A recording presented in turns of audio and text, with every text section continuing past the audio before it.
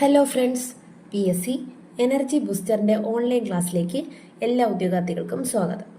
നമ്മുടെ ലോഹങ്ങളെക്കുറിച്ച് അല്ലേ, രസതന്ത്രത്തിലെ ലോഹങ്ങളെക്കുറിച്ച് കുറച്ച് കാര്യങ്ങൾ പറഞ്ഞിട്ടുണ്ടായിരുന്നു. അതിൻ്റെ ബാക്കിയാണ് നമ്മളിനി പഠിക്കാൻ പോകുന്നത്. ലോഹങ്ങളുടെ പൊതുവായ സവിശേഷതകൾ. ലോഹങ്ങളുടെ പൊതുവായ ഭൗതിക ഗുണങ്ങൾ, ഫിസിക്കൽ സ്റ്റേറ്റ് അല്ലെങ്കിൽ ഫിസിക്കൽ ഗുണങ്ങൾ എന്തൊക്കെയെന്നാണ് പറയുന്നത്? ഡക്റ്റിലിറ്റി, മാലിബിലിറ്റി, സൊണോരിറ്റി, ഉയർന്ന ദ്രവണാങ്കം, ഉയർന്ന താപചാലകത, ഉയർന്ന സാന്ദ്രത, കാഠിന്യം, ഉയർന്ന വൈദ്യുത ചാലകത. ഒന്നുകൂടെ ശ്രദ്ധിക്കണേ. ലോഹങ്ങളുടെ പൊതുവായ ഭൗതിക ഗുണങ്ങൾ: ഡക്റ്റിലിറ്റി, മാലിബിലിറ്റി, സൊണാരിറ്റി, ഉയർന്ന ദ്രവണാങ്കം, ഉയർന്ന താപചാലകത, ഉയർന്ന സാന്ദ്രത, കാഠിന്യം, ഉയർന്ന വൈദ്യുത ചാലകത. എന്താണ് മാലിബിലിറ്റി? ആദ്യം നമ്മൾ നോക്കാൻ പോകുന്നത് മാലിബിലിറ്റി. എന്താണ് മാലിബിലിറ്റി എന്ന് പറയുന്നത്? ലോഹങ്ങളെ അടിച്ചു പരത്തി കനം കുറഞ്ഞ തകിടുകളാക്കി മാറ്റാൻ കഴിയും. ഈ സവിശേഷത അറിയപ്പെടുന്നത് മാലിബിലിറ്റി. എന്താണ്? ലോഹങ്ങളെ അടിച്ചു പരത്തി കനം കുറഞ്ഞ തകിടുകളാക്കി മാറ്റാൻ സാധിക്കും. ലോഹങ്ങളുടെ ഈ സവിശേഷതയാണ് മാലിബിലിറ്റി. മാലിബിലിറ്റി ഏറ്റവും കൂടിയ ലോഹം ആരാ? സ്വർണം. അടിച്ചു പരത്തി തകിടുകളാക്കാൻ സാധിക്കില്ലേ?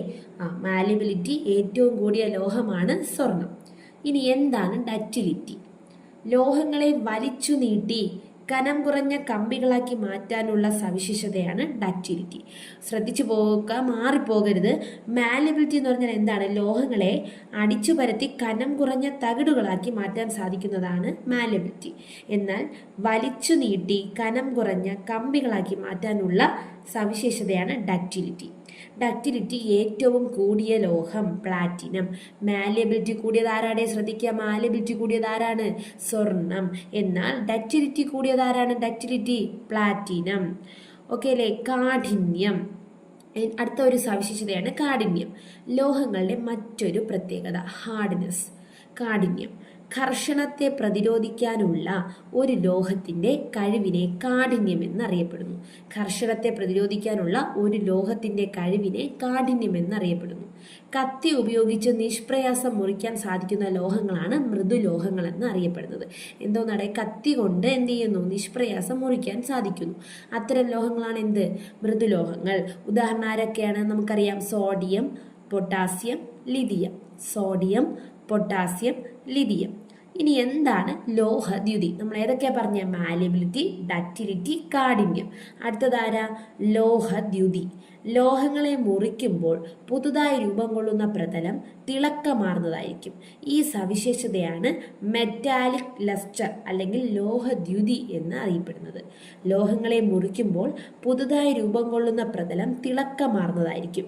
ഈ സവിശേഷതയാണ് ലോഹദ്യുതി എന്ന് അറിയപ്പെടുന്നത്. എന്താണ് താപചാലകത? താപം കടത്തിവിടാനുള്ള ലോഹത്തിന്റെ സവിശേഷതയാണ് താപചാലകത. താപം കടത്തിവിടാനുള്ള ലോഹത്തിന്റെ സവിശേഷതയാണ് താപചാലകത. ലോഹങ്ങൾ താപചാലകങ്ങളാണ്. ഏറ്റവും മികച്ച താപചാലകം ആരാണ്? വെള്ളി. ഏറ്റവും മികച്ച താപചാലകമാണ് വെള്ളി. അപ്പോൾ മാലിബിലിറ്റി ഏറ്റവും കൂടുതൽ ആർക്കാണ്? സ്വർണം. ഡക്റ്റിലിറ്റി ഏറ്റവും കൂടുതൽ ആർക്കാ? അത് പ്ലാറ്റിനം. ഇനി മൃദുലോഹങ്ങൾ ആരൊക്കെയാണ്? Lithium, sodium, potassium. അങ്ങനെയെങ്കിൽ ഏറ്റവും മികച്ച താപചാലകം ആരാണ്? അത് വെള്ളിയാണ്. ഇനി എന്താണ് വൈദ്യുത ചാലകത? താപചാലകതയാണ് നമ്മളിപ്പോൾ പറഞ്ഞത്. ഇനി അടുത്തെന്താ? വൈദ്യുത ചാലകത. ഒരു പദാർത്ഥത്തിന് അതിലൂടെ വൈദ്യുതി കടത്തിവിടാനുള്ള കഴിവാണ് വൈദ്യുത ചാലകത.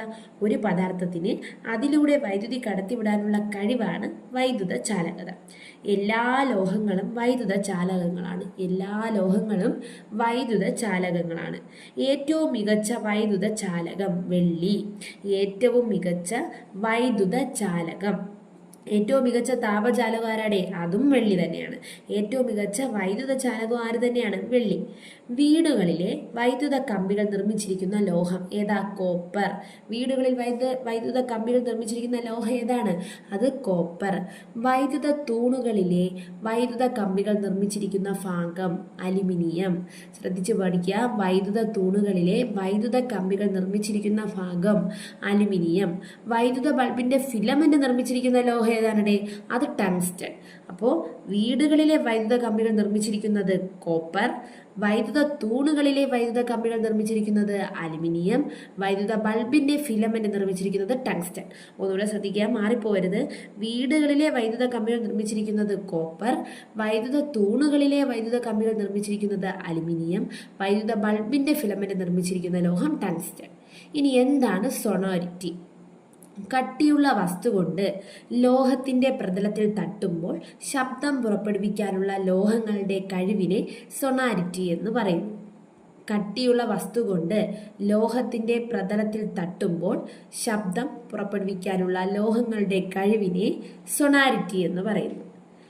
ഇലത്താളം, മണികൾ തുടങ്ങിയവയിൽ ഉപയോഗിക്കുന്ന ലോഹത്തിന്റെ സവിശേഷതയാണ് സൊണോരിറ്റി. ഇലത്താളം, മണികൾ തുടങ്ങിയവയിൽ ഉപയോഗിക്കുന്ന ലോഹത്തിന്റെ സവിശേഷതയാണ് സൊണോരിറ്റി. ഏതൊക്കെയാണ് നമ്മൾ പറഞ്ഞത്? ഭൗതിക ഗുണങ്ങൾ: മാലിബിലിറ്റി, ഡക്റ്റിലിറ്റി, കാഠിന്യം, ലോഹദ്യുതി, താപചാലകത, വൈദ്യുത ചാലകത. മാലിബിലിറ്റി കൂടുതൽ ആർക്കാ? സ്വർണം. ഡക്റ്റിലിറ്റി കൂടുതൽ ആർക്കാണ്? പ്ലാറ്റിനം.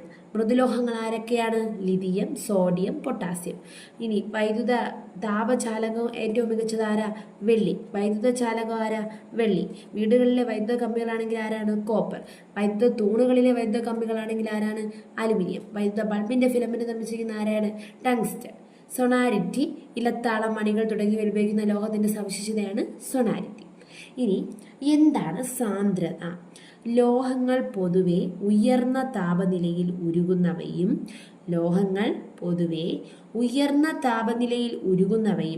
ഉയർന്ന സാന്ദ്രത ഉള്ളവയുമാണ്. ലോഹങ്ങൾ പൊതുവെ ഉയർന്ന താപനിലയിൽ ഉരുകുന്നവയും ഉയർന്ന സാന്ദ്രത ഉള്ളവയുമാണ്. താഴ്ന്ന താപനിലയിൽ ഉരുകുന്ന ലോഹങ്ങൾക്ക് ഉദാഹരണങ്ങളാണ് ഗാലിയം, സീസിയം, മെർക്കുറി. കഴിഞ്ഞ ക്ലാസ്സിൽ നമ്മൾ പറഞ്ഞില്ലേ, കൈവെള്ളയിലെ ചൂടിൽ പോലും ഉരുകുന്ന ലോഹം ഏതാ?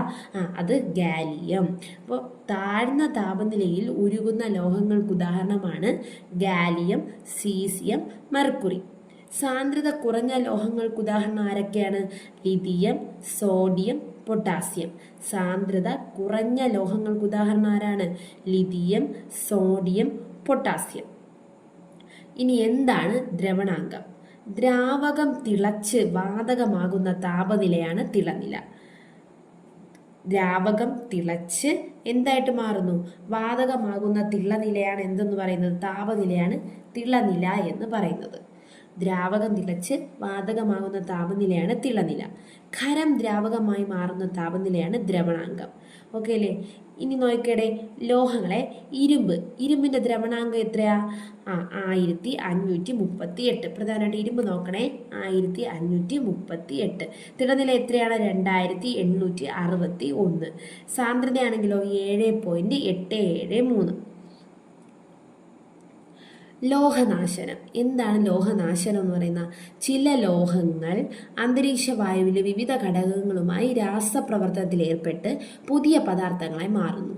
ചില ലോഹങ്ങൾ അന്തരീക്ഷ വായുവിലെ വിവിധ ഘടകങ്ങളുമായി എന്ത് ചെയ്യും?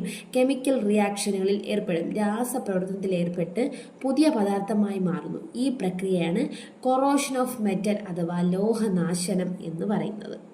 ഓക്കെ അല്ലേ? ലോഹനാശനം. അപ്പോൾ നമ്മൾ ലോഹങ്ങളുടെ പൊതുവായ സവിശേഷതകളാണ് പറഞ്ഞത്.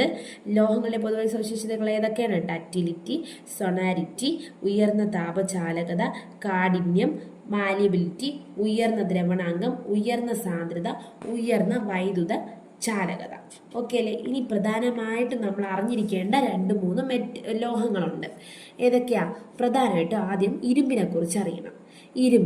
ഇരുമ്പിന്റെ ഏറ്റവും ശുദ്ധമായ രൂപം ഏതാണ്? പച്ചിരുമ്പ്, റോട്ട് അയൺ. ഭൂമിയുടെ അകക്കാമ്പിൽ ഏറ്റവും കൂടുതലുള്ള ലോഹം ഇരുമ്പ്. പ്രപഞ്ചത്തിൽ ഏറ്റവും കൂടുതലുള്ള ലോഹം ഇരുമ്പ്. പച്ചിരുമ്പിന്റെയും സ്റ്റീലിന്റെയും നിർമ്മാണത്തിന് ഉപയോഗിക്കുന്ന അയണാണ് കാസ്റ്റ് അയൺ. പച്ചിരുമ്പിന്റെയും സ്റ്റീലിന്റെയും നിർമ്മാണത്തിന് ഉപയോഗിക്കുന്ന അയൺ ഏതാണ്?